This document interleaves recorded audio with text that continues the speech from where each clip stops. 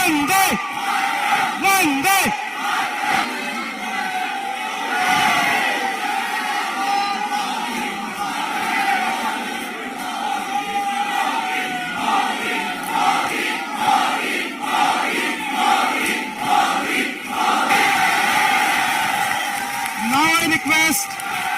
Now I request Madam Ambassador Pooja Kapoor to welcome the leaders.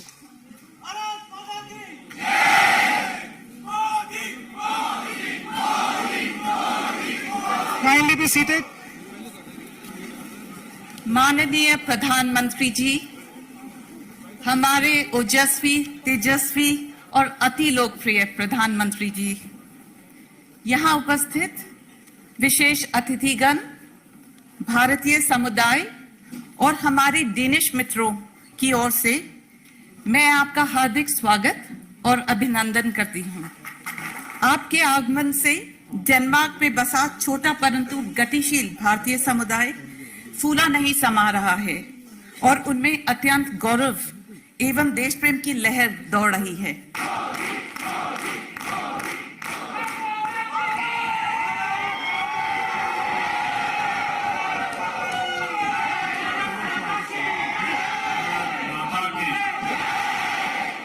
Bharat माता की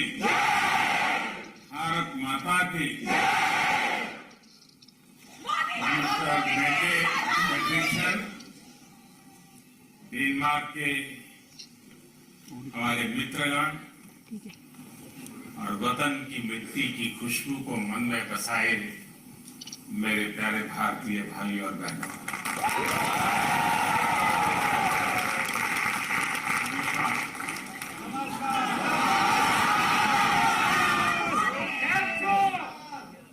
सबसे पहले तो मैं डेनमार्क के प्रधानमंत्री जी का हृदय से आभारी हूँ कि उन्होंने इतना समय अवधि दिया। 2 नंबर कम है। मुझे मालूम है कि उन्हें अगले काम के लिए, कार्यक्रम के लिए बीच में से निकलना पड़ेगा। मैं उनसे भी आग्रह करूंगा कि आप संकोच मत कीजिए। अगर मेरा थोड़ा लंबा चल जाए,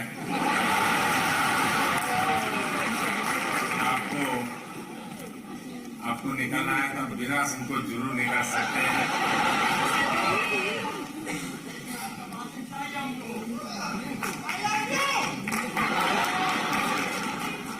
आप लोगों ने डेनमार्क की प्रधानमंत्री जी का और मेरा यहाँ जो भव्य स्वागत किया, उसके लिए मैं आप सभी का बहुत आभारी हूँ।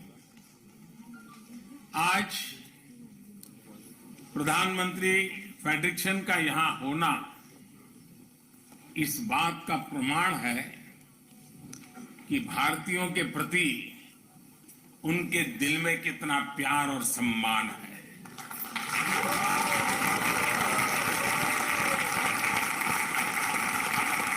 मैं उन्हें इस कार्यक्रम के लिए समय निकालने के लिए, यहाँ रूबरू आने के लिए हृदय से बहुत बहुत धन्यवाद करता हूं।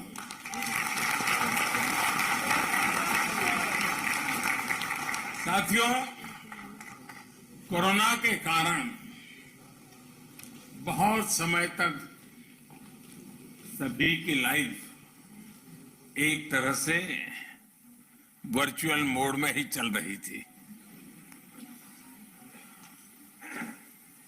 अब ऑनलाइन से हमें ऑफलाइन जाना है और हकीकत ये भी है कि ऑफलाइन ही लाइफलाइन है।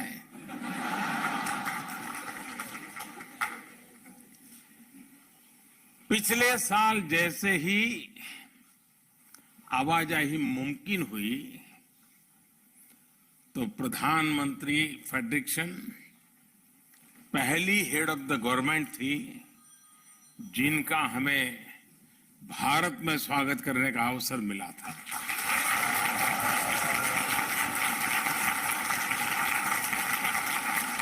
ये भारत और डेनमार्क के मजबूत होते संबंधों को दिखाता है और खास बात यह है कि हमारी ग्रीन स्ट्रेटेजिक पार्टनरशिप प्रधानमंत्री फ्रेडरिक्सन की व्यक्तिगत प्राथमिकताओं और उनकी वैल्यूज से गाइडेड है।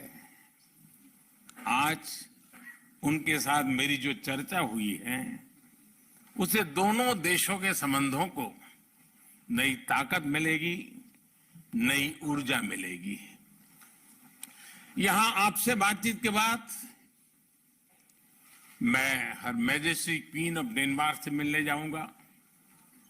कल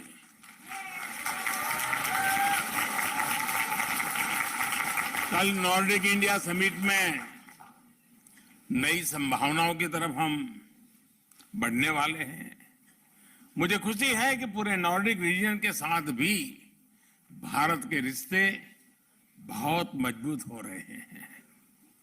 साथियों, दुनिया भर में फैले भारतीय डायस्पोरा को अगर मिला लिया जाए तो उनकी संख्या कई देशों की आबादी से अधिक होगी।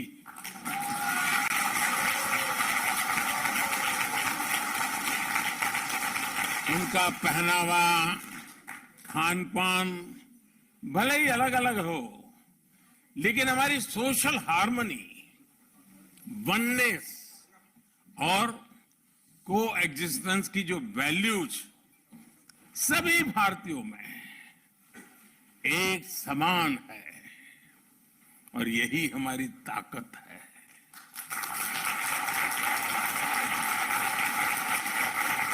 और जिनकी रूट्स किसी भी तरह मां भारती से जुड़ी हैं, वे स्वाभाविक तरह से लोकतंत्र और रूल ऑफ लॉ के प्रति सम्मान रखते ही हैं। एक भारतीय दुनिया में कहीं भी जाए, वो अपनी कर्मभूमि के लिए, उस देश के लिए पूरी ईमानदारी से कंट्रीब्यूट करता है।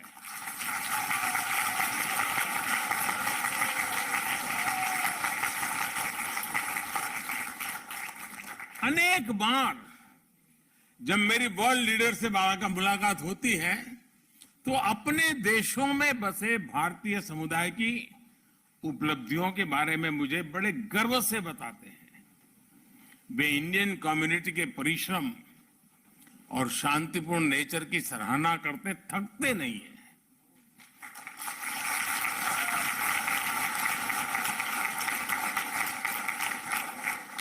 और इसके लिए धन्यवाद का हकदार मैं नहीं, आप सब हैं।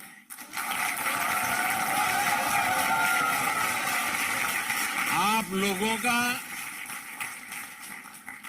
व्यवहार, आप लोगों के संस्कार, ये उसके मूल में है और इसलिए मैं सबसे पहले ये जो बधाइयां मुझे मिलती हैं वो सारी आपको समर्पित करता हूं।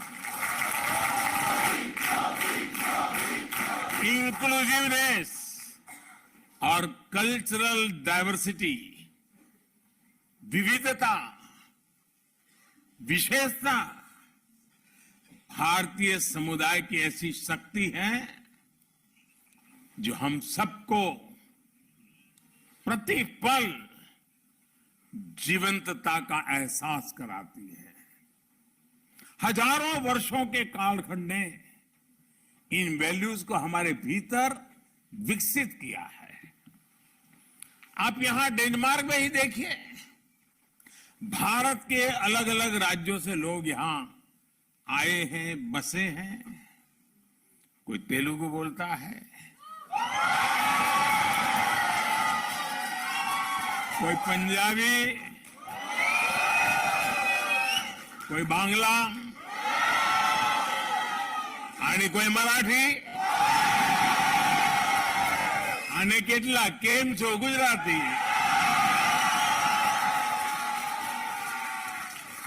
तो कोई तमिल वणक्कम से शुरू करता है, तो कोई मलयाली, कोई उड़िया, जय जगन्नाथ।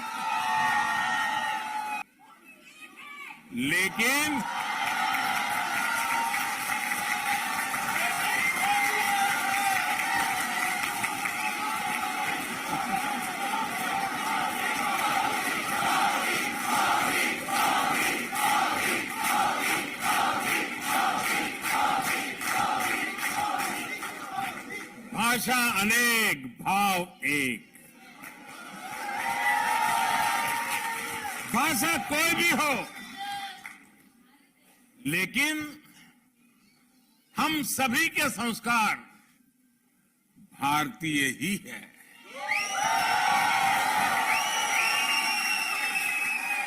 हमारी खाने की थाली बदल जाती है, टेस्ट बदल जाता है, लेकिन स्नेह से बार बार आग्रह करने का भारतीय तरीका कभी नहीं बदलता है। और हमें मालूम है कुछ लोगों को तो आग्रह करने का ऐसा स्वभाव होता है कि नमक के लिए भी कर देते हैं।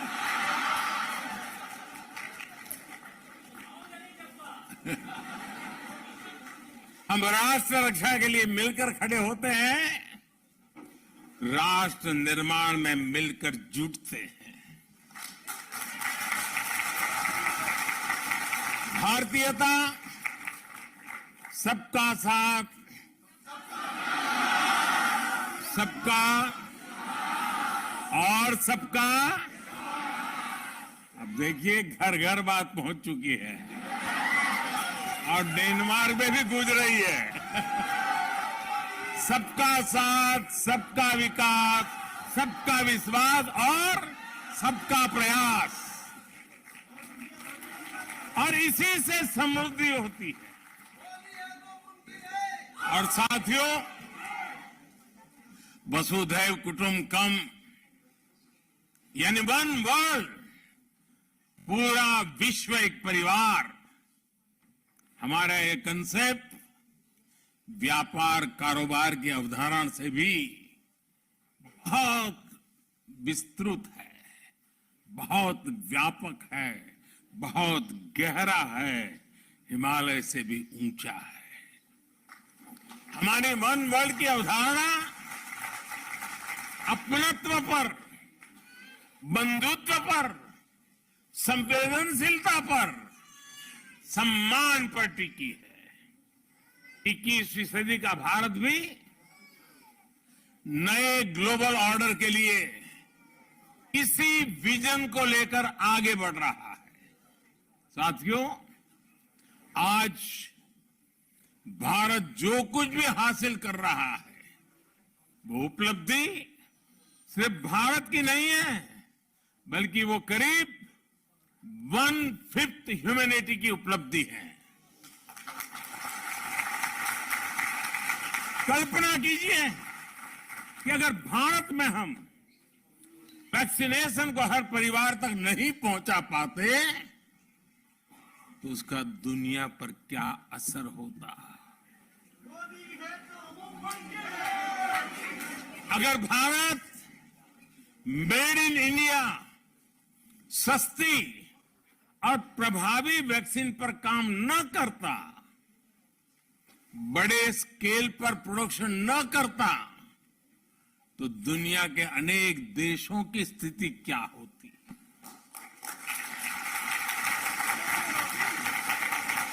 भारत जब अपने नागरिकों को गरीबी से बाहर निकालता है तो दुनिया से गरीबी कम होती है। भारत में जब गरीब को housing, sanitation, clean drinking water, free health care, financial inclusion, ऐसी जब अनेक सुविधाएं मिलती हैं तो इससे दुनिया के अनेक देशों को एक नया विश्वास मिलता है। इससे सस्टेनेबल डेवलपमेंट के हमारे लक्ष्य मजबूत होते हैं। भारत के हर घर में लगा हर एलईडी बल्ब, भारत में लग रहा हर सोलर पैनल जितना एमिशन बचाता है, वो क्लाइमेट एक्शन के संकल्प को और अधिक मजबूत करता है। साथियों, स्टीरियोटाइप्स और साइलोस को तोड़कर जो सक्सेस मिलती है वो देश को नई ऊंचाई पर ले जाती है। आपको याद होगा जब मैंने डिजिटल इंडिया की बात की थी तो कुछ लोग कई तरह के सवाल उठाते थे। हिंदुस्तान में डिजिटल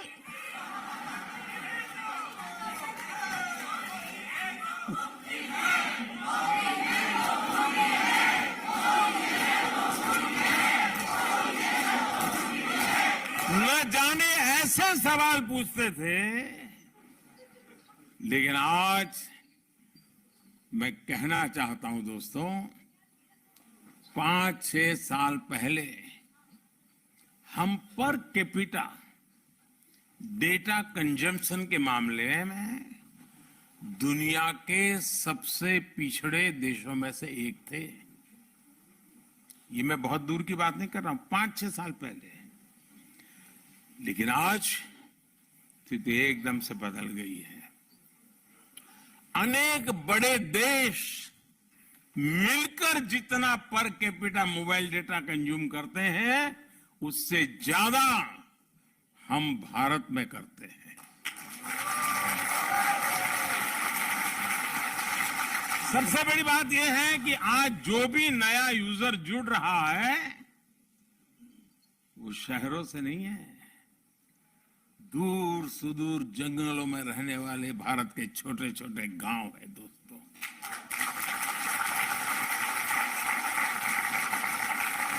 इसने भारत के गांव और गरीब को तो एम्पावर किया ही है, बहुत बड़े डिजिटल मार्केट का गेट खोल दिया है। और यही तो है नए भारत की रियल स्टोरी।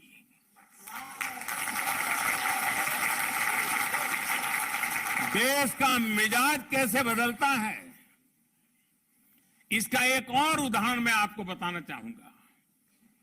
ये हमारी आजादी का 75वां साल है। लगभग 75 महीने पहले,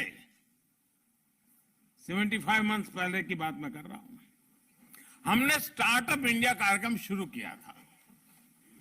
तब स्टार्टअप इकोसिस्टम के रूप में दुनिया में भारत की कोई गिनती ही नहीं थी, नाम कहीं उल्लेख ही नहीं होता था। आज हम यूनिकॉर्न्स के मामले में दुनिया में नंबर 3 पर खड़े हैं।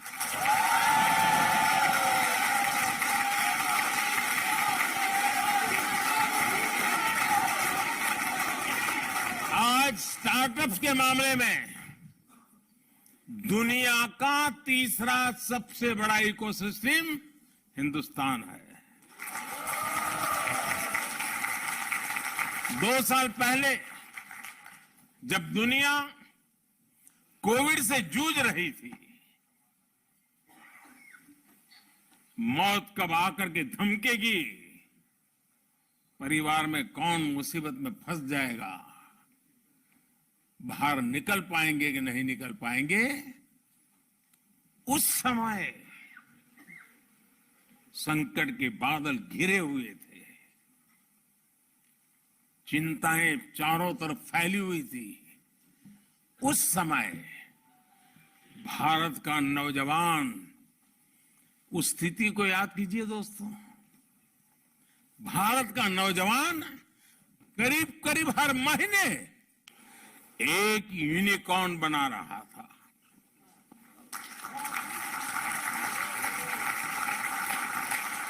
दो 2021 में तो ये स्पीड और बढ़ गई और 8-10 दिन में ही वो यूनिकॉर्न बनाने लग गया। और इस साल के शुरुआती 2022 के शुरुआती 3 महीने में तो हर हफ्ते एक यूनिकॉर्न भारत में तैयार हुआ।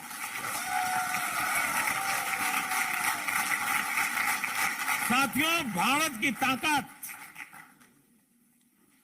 और ये बात दुनिया भी धीरे धीरे समझने लगी है। भारत की ताकत जब बढ़ती है तो साथियों मेरे शब्दों में विश्वास करिए, दुनिया की ताकत भी बढ़ती है।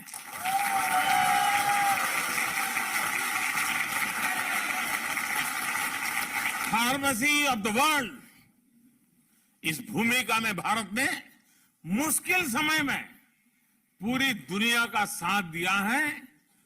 दुनिया के अनेक देशों को दवाइयां भेजी हैं ताकि हम संकट के समय मानवता के इस काम में पीछे न रह जाएं, दुनिया को संकट के समय मदद करें, ये सपना लेकर के काम करते रहे।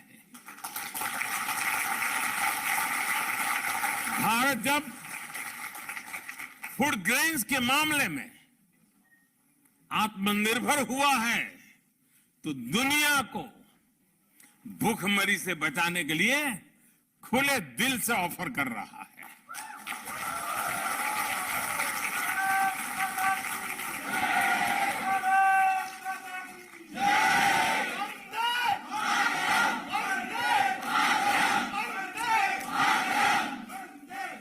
आईटी के मामले में भारत की ताकत बढ़ी तो इस सदी के बड़े संकटों के दौरान भारत ने दुनिया की मदद की। आज भारत एक बड़ी डिजिटल ग्लोबल पावर है, लेकिन इसको भी हमने अपने तक सीमित नहीं रखा है, बल्कि दुनिया के साथ हम शेयर कर रहे हैं। भारत के पास स्केल और स्पीड के साथ साथ शेयर एंड केयर की वैल्यू भी है। इसलिए ग्लोबल चैलेंजेस से निपटने के लिए भारत की कैपेसिटी में इन्वेस्ट करना वो सिर्फ भारत के लिए नहीं, दुनिया के लिए भी भलाई का काम है, दुनिया के हित में है। भारत की आत्मनिर्भरता में एक सशक्त ग्लोबल सप्लाई चेन का भविष्य जुड़ा है। वैश्विक सप्लाई चेन्स में भारत एक ट्रस्टेड और रिलायबल पार्टनर बन रहा है। साथियों, दुनिया को बेहतर बनाने के लिए भारत और डेनमार्क की साझेदारी बहुत अहम है। विशेष रूप से क्लाइमेट चेंज से जुड़ी हमारी चिंताएं भी और हमारे संकल्प भी साझा है। क्लाइमेट को जो नुकसान हुआ है उसमें भारत की भूमिका बहुत नगण्य है। दुनिया को तबाह करने में हिंदुस्तानियों की कोई भूमिका नहीं। हम तो वो लोग हैं जो पौधे में भी परमात्मा देखते हैं।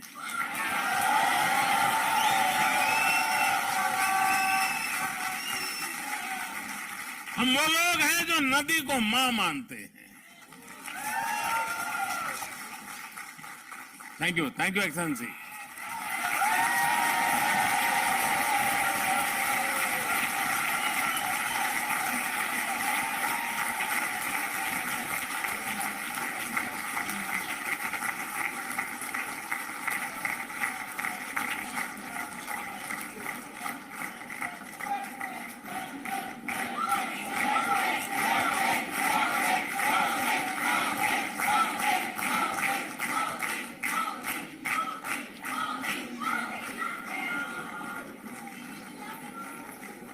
इतने व्यस्त समय में भी प्रधानमंत्री जी का यहाँ आकर के बैठना, हम सबसे बात करना, ये आप लोगों के प्रति उनका कितना प्यार है उसका ये उदाहरण है।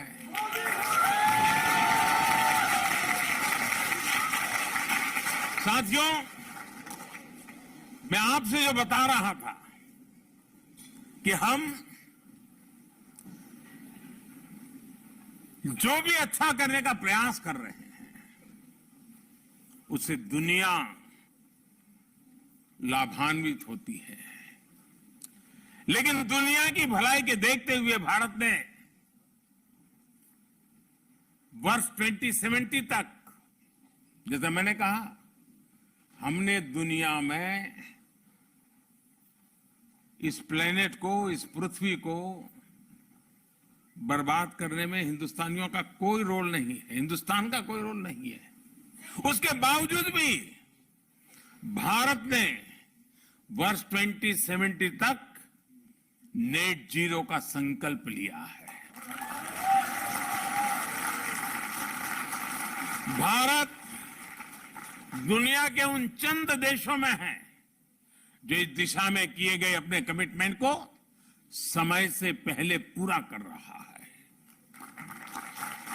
नॉन फॉसिल सोर्सेज से 40% इंस्टॉल कैपेसिटी का जो लक्ष्य हमने रखा था, और लक्ष्य में हमारा डेडलाइन था 2030।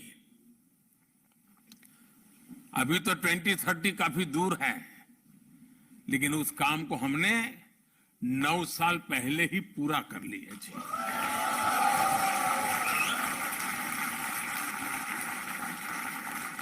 भारत में आज हम बहुत सस्ती सोलर एनर्जी पैदा कर रहे हैं।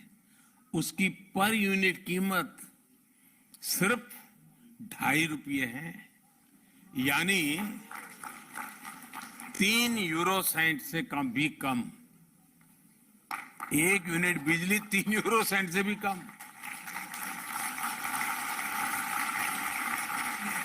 और हमारी कोशिश है कि उसको हम 2.5 रुपये से और नीचे ला करके 2 रुपये तक ले जाने की कोशिश कर रहे हैं।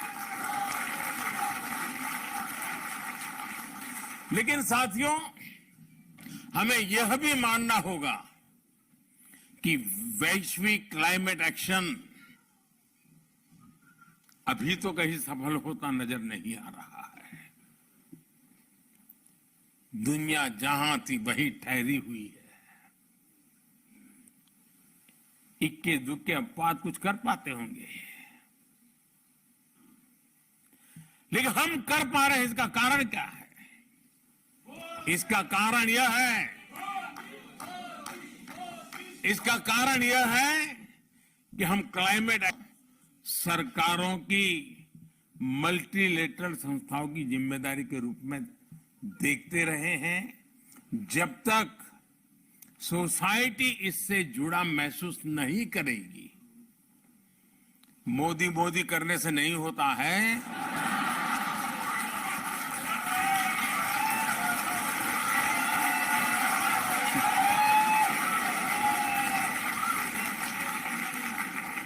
ये इसलिए हो रहा है कि हर हिंदुस्तानी वचनबद्ध होकर के, संकल्पबद्ध होकर के खुद से जो हो सकता है करता है। और जब हर व्यक्ति इसे खुद का दायित्व मानता है तो लक्ष्य से हम कभी दूर नहीं रहते दोस्तों। और आज हिंदुस्तान इसलिए कर पा रहा है।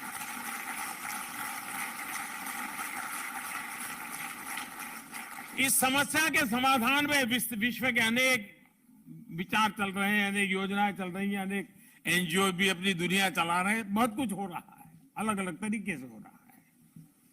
लेकिन हाँ, भारत ने एक नया विचार रखा है, आग्रह किया है।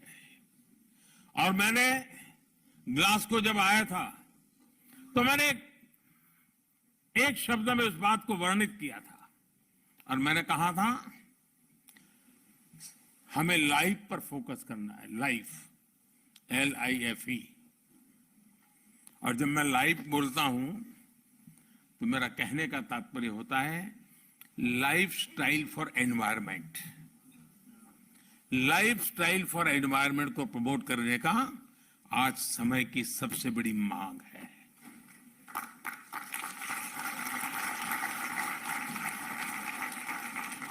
कंजम्पशन ओरिएंटेड अप्रोच, इससे बाहर निकलना बहुत जरूरी है।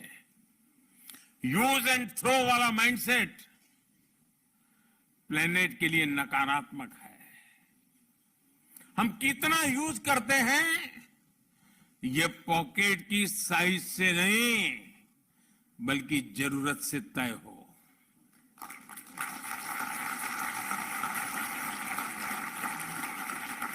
हम जरूरत से ज्यादा जो भी यूज कर रहे हैं उससे दुनिया में कोई न कोई वंचित हो रहा है, उससे दुनिया के किसी कोने में नेचर को एक्सप्लॉइट करने का दबाव बढ़ रहा है।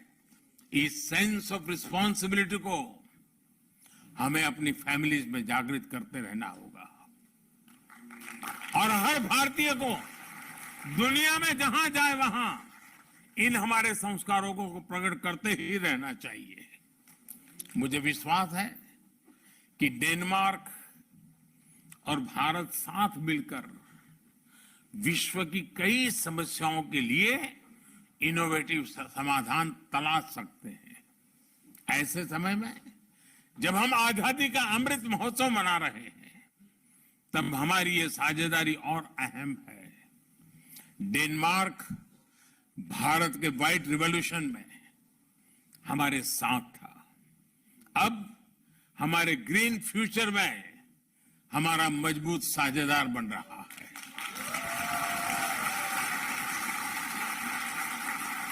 हमारे बीच इलेक्ट्रिक मोबिलिटी से लेकर green hydrogen, waste to wealth, sustainable urbanisation, green shipping, science, technology और इनोवेशन में सहयोग की अनंत संभावनाएं हैं। जैसा मैंने पहले कहा, आज भारत सोलर और विंड एनर्जी का दायरा बढ़ाने के लिए व्यापक काम कर रहा है। बायोफ्यूल से हमारे किसानों की आय बढ़ाने और हाइड्रोकार्बन पर निर्भरता कम करने के लिए बड़ा इंफ्रास्ट्रक्चर बन रहा है। डेनमार्क की कंपनियों के पास इन क्षेत्रों में उल्लेखनीय एक्सपीरियंस भी है, इसलिए भारत में डेनिश इन्वेस्टमेंट के बहुत बड़े अवसर हैं। आप में से कई लोग डेनमार्क की बड़ी बड़ी कंपनियों में काम कर रहे हैं। आप अपने डेनिश मित्रों को,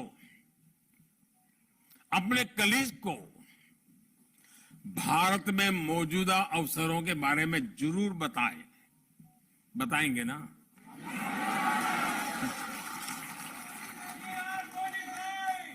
ऐसा ना हो कि मोदी जी ने हमको तो परोस दिया लेकिन हम किसी को परोसेंगे नहीं।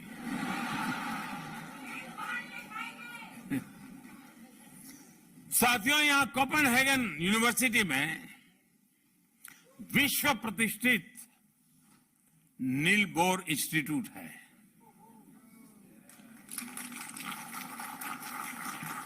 आप सभी नील बोर के बारे में अवश्य जानते होंगे। फंडामेंटल फिजिक्स के इतिहास में वे सबसे इलस्ट्रियस व्यक्तियों में से एक हैं। उनकी इंटेलेक्चुअल उपलब्धियों के अलावा नील बोर इसलिए भी सम्मानित है क्योंकि उन्होंने अपने समय में कई टॉप साइंटिस्ट का जीवन बचाया था। लेकिन बहुत कम लोगों को इस बात का पता है कि नील बोर को जब खुद इंटेलेक्चुअल शरण की आवश्यकता होती थी तो वे भारत के स्क्रिप्चर्स की तरफ जाते थे।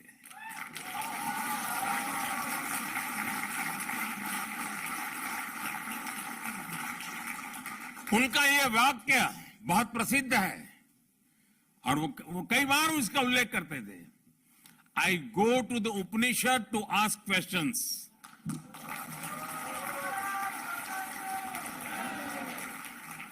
आज नम्रतापूर्वक लेकिन बड़े विश्वास के साथ हम अपने डेनिश दोस्तों को यह कहना चाहते हैं, come to India to jointly find answers to the problems of the planet.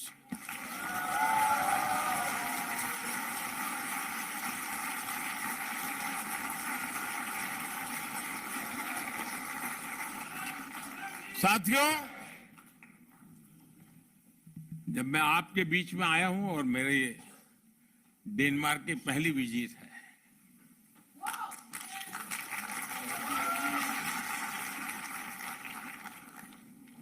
तो मैं आपसे कुछ मांग सकता हूं? सचमुच में?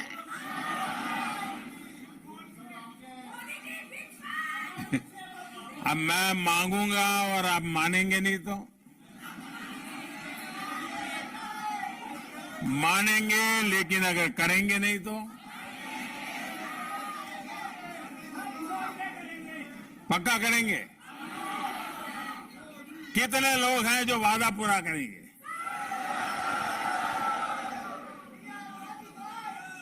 ये आजादी का अमृत महोत्सव चल रहा है, आजादी के 75 साल हैं। इस अमृत महोत्सव से शुरू करना है, कौन मानते हैं?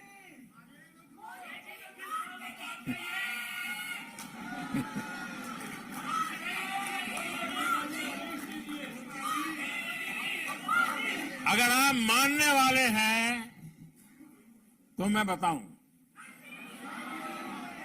मैं देख रहा हूं कि धीरे धीरे आवाज कम हो रही है आपको लग रहा है कि कोई मुसीबत आ रही है। ऐसा ही हो रहा है ना? मैं दुनिया में हमारे जितने देशवासी रहते हैं, दुनिया के किसी भी कोने में कह रखते हो, उनसे मेरा एक आग्रह है,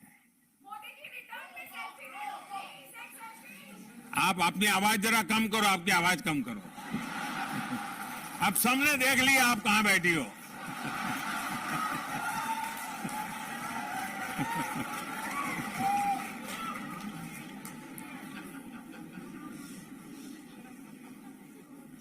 मुझे कोई बहुत बड़ा गंभीर बात बताने वाला नहीं, बस सामान्य बात है, बहुत छोटी। करेंगे? पक्का करेंगे? वादा निभाएंगे? देखिए, भारत इतना महान देश है, भारत के प्रति हम लोग इतना गर्व करते हैं। आप कम से कम हर वर्ष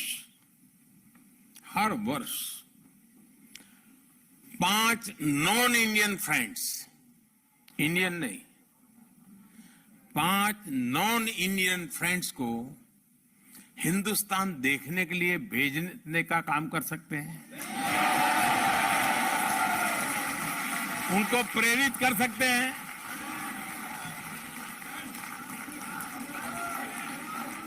अभी से टारगेट कीजिएगा, हाँ इन 5 को तो मुझे हिंदुस्तान देखने के लिए भेजना है, और फिर उसको समझाइए, देखिए हमारे यहाँ दक्षिण में ये है, तमिलनाडु में ये है, उड़ीसा में ये है, बंगाल में ये है, जाइए।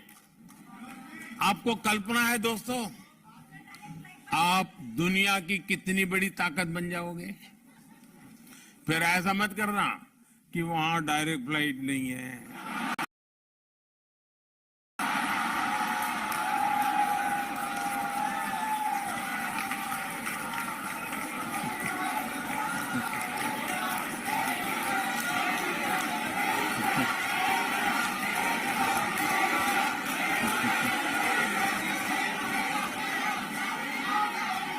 रोना धोना करने वालों का काम नहीं है जी।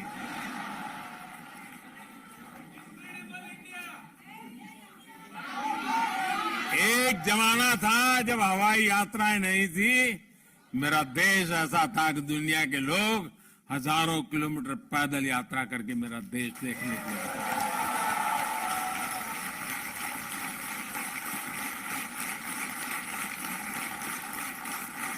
हमें ये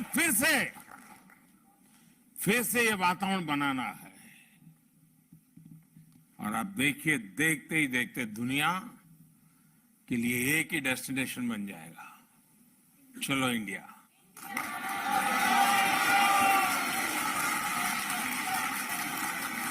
और ये काम एम्बेसी का नहीं है, ये काम राजदूतों का नहीं है, ये काम आप जैसे राष्ट्रदूतों का है। राजदूत तो एक होता है, राष्ट्रदूत लाखों की तादाद में होते हैं। तो करेंगे? अब कुछ आवाज में दम है। चलिए दोस्तों, मुझे बहुत अच्छा लगा, आप सबसे मिलने का मौका मिल गया, और आप लोगों का उत्साह, उमंग पूरे हिंदुस्तान में खबर पहुंच गई होगी। आप भी तो वहीं से लाइव करते होंगे शायद बैठे बैठे। बहुत बहुत धन्यवाद दोस्तों। भारत माता की, भारत माता की, भारत माता की। वंदे वंदे वंदे वंदे वंदे वंदे वंदे वंदे वंदे। Wow! What a grand and memorable moment! What a grand and memorable moment!